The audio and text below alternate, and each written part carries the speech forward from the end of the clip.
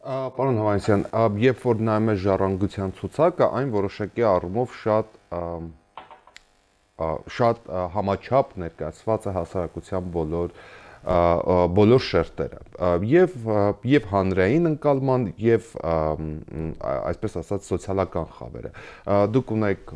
եւ ազատ դեմոկրատներ բացի կուսակցական պատկանելությունից շատ խարիզմատիկ կին առաջնորդներ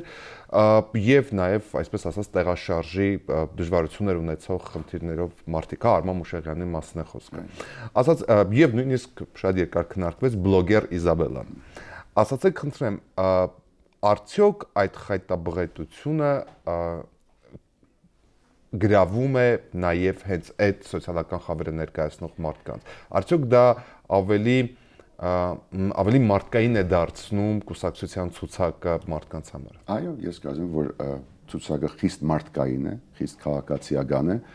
միգուցե մի դիտանկյունից որ նայեք խայտաբղետություն կա բայց ես կարծում եմ որ դա մեր հասարակության համայնաբատկերն է դա միացյալ ամփոփչական թիմ է որտեղ կան այդ արդեն հայտնի դարձած պատգամավորներ ովքեր պայքարել են 5 տարիների ընթացքում շատ դժվարին պայմաններում ժողովրդի բարօրության իրավունքների նաև ազգային շահերի համար կան անգուսակցական երիտասարդներ կան pedagogan գործիչներ Ալեքսանդր Արզումանյանը ով ինձ հետ 20 տարի եւ 2 ամիս առաջ բարձրացեց Հայաստանի pedagogan դրոշը միավորված ազգերի կազմակերպությունում Ղարաբեդ Ռուբինյանը ճիշտ է ինքը ՄԱԿ-ի ներկայացուցիչներ դուք արգոսնախարար այո եւ Ղարաբեդ Ռուբինյանը եւ նաեւ հասարակական սեկտորը Իզաբելան Թևանը Արդագը Արաքսը եւ Արմանը ունեցավ դժբախտ բադահար իր կյանքի ընթացքում բայց ինքը ցույց տվեց թե ինչպես պիտի վերաբրի եւ ինքը պիտի լինի աբակաբատկամավոր մեր նոր մեծամասնության մեջ եւ դուք կտեսնեք որ ինքը նոր տեսակի հավասարություն պիտի մտցնի ազգային ժողով որտեղ մեզ մոտ հավասարությունը վերաբերում է բոլոր այսպես կատեգորիաներին ի վերջո մենք ունենք նաեւ մեծամասնական տեխնազուներ եւ Անահիտը Զարուհին Արմենը Ստյոպան Ռուբեն Հակոբյանը եւ Գառնիկ Սահակյանը Վանաձորից լինելու են նաեւ այդ արժանի պատգամավորները ովքեր անշահախնդիր առանց հետապնդելու որևէ սեփական ընտանեկան բիզնեսը ծառայելու են մեր ժողովրդին դրա համար ես համաձայն եմ ձեզ հետ որ մեր ցուցակը քննարկման ենթարկվել է այս կամ այն զորակցողների կամ չարախոսների կողմից որտեղ ինքը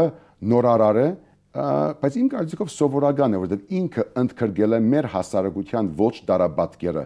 եւ այդտեղ կա վերլուծական միտք, այդտեղ կա պատգամավորական փորձ, այդտեղ կա գործադիր իշխանության հետաքից եւ կա երիտասարդություն եւ ես կարծում եմ որ սա նոր Հայաստանին ուղղված երիտասարդ թիմ է որը ժողովրդի հետ մեկտեղ դոնելու է մեծ հաղթանակ մայիսի 7-ին ասացեք խնդրեմ ընտրություններից հետո ովքեր են այն դաշնակիցները, որոնց հետ պատրաստ եք կազմել կոալիցիա։ ՀԱԿ-ի վերջի գլխավոր հանրահավաքում Լևոն Տեր-Պետրոսյանը ուրվագծեց այսպես կոչված առաջիկա սցենարները եւ ասաց, որ իրենք պատրաստ են կոալիցիա կազմել ԲՀԿ-ի եւ ՀՅԴ-ի հետ, որքան հասկացա։ Հատ իրենց հաջողություն եմ մաղթում այդ առաքելության մեջ, թե իրենց ստացվի բայց ես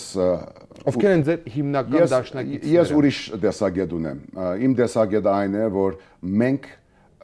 ինքնամաքրվելու եզակի շանս ունենք հնարավորություն ունենք ինչ իմաստով ինքնամաքրվելու ունենալու 1991 թվականից այս կողմ առաջին ժողովրդավարական սահմանադրական ընտրություններ եւ ունենալ դե յուրե ազգային ժողով եւ կառավարություն եւ եթե մենք ինքնամաքրվենք եւ ունենանք նոր մեծամասնություն ըստ այդ ազատ արդարությունների ժառանգությունը ինքը պատրաստ է համագործակցել ցանկացած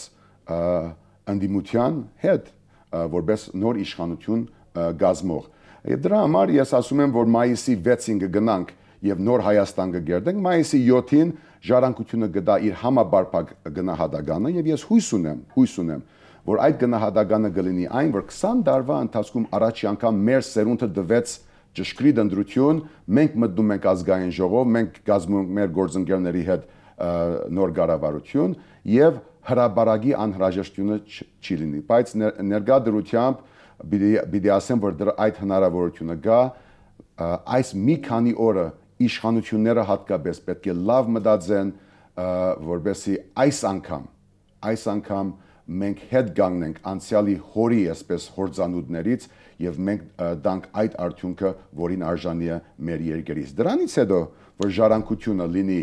արդար ներկայացված ազգային ժողովում եւ մաքուր լինեն, սահմանադրական լինեն, Հայաստանավայել լինեն այդ ընտրությունները, մենք կհամագործակցենք ցանկացած այլ ուժի հետ։ Բայց նրանք, ովքեր ուզում են հիմա գլխանց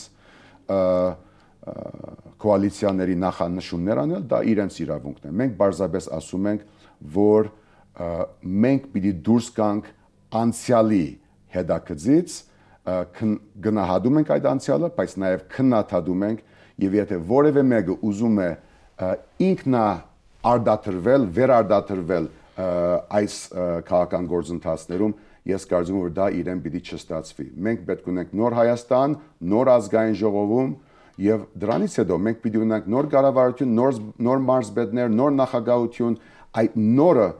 դա նախընտրական քարոզություն չէ, Փարքասու այսօր ավարտվում է այդ նախընտրականը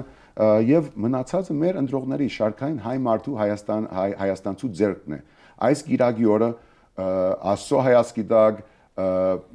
սահմանադրական պահանջով շարքային հայ մարդը որոշելու է, թե մենք մնալու ենք անցյալում, յոլադանելու, այսպես բողոքելու, դրդնչալու անցյալում, թե ի վերջո ասել ենք, որ սա մեր հայրենիքն է եւ մենք դիրանալու ենք, մենք ենք դառնալու իրավադերը մեր երկրում։ Ես կարծում եմ, որ կլինի այս երկրորդը եւ այսպես թե այնպես ժառանգությունը կլինի ոչ թե վերևներում ինչ դիկտատ իջեցնելով, ոչ թե քուլուարային միջանցքային այսպես պայմանավորվածությունների մեջ, այս կամ այն նախագահության կամ ուժի հետ, այլ ինքը գտա, ժառանգությունը գտա իր անկախ, ամբողջական ինքնիշխան որոշումը, որովհետև մենք պիտի ունենանք ազատ, անկախ ինքնիշխան Հայաստան, եւ սա մեր մանրակերտն է, եւ սա նաեւ ձեր եւ մեր մի փոքր ավակ սերունդի հիմնական խնդիրն է։ Չթողնենք այս հարցը մեր թորնիկների թումանյանական հեքիաթին, աբակային, այլ ապրող, շնչող հիմակվա Հայաստանում այդ փոփոխությունը բերենք։ Ինչ է կանելու մայիսի 6-ին, շտաբը աշխատելու է, պարզ է, առավոտյան ընտանիքով գնալու է քվեարկության, հետո շտաբները կաշխատեն, մենք բոլոր ընտրադեղամասերում կունենանք մեր հանձնաժողովի անդամները եւ մեր վստահված անձինք, ովքեր կհետևեն, կզեկուցեն, եթե խախտումներ լինեն կգրանցեն եւ համագարկված ձևով շտաբը բարբերաբար կներկայացնի իր նախնական միջանկյալ եզրակացությունները եւ օրվա ավարտին եւ հաջորդ օրը կներկայացնի հասարակության իր ամբողջական գնահատականը մեր այս ընտրությունների խոսքով աշխատելու է կուսակցությունը աշխատելու է եւ աշխատելու է, որովհետեւ մենք հավատացած ենք քարոզչականությունից եւ հրեդորականությունից այն կողմ, որ պատմական օր է լինելու, որ մեր աբակա դասակրկերը նշելու են 2012 թվականի մայիսի 6-ը որպես պատմական հանգրվան, ջրբաժան մեր հանրապետության պատմության մեջ եւ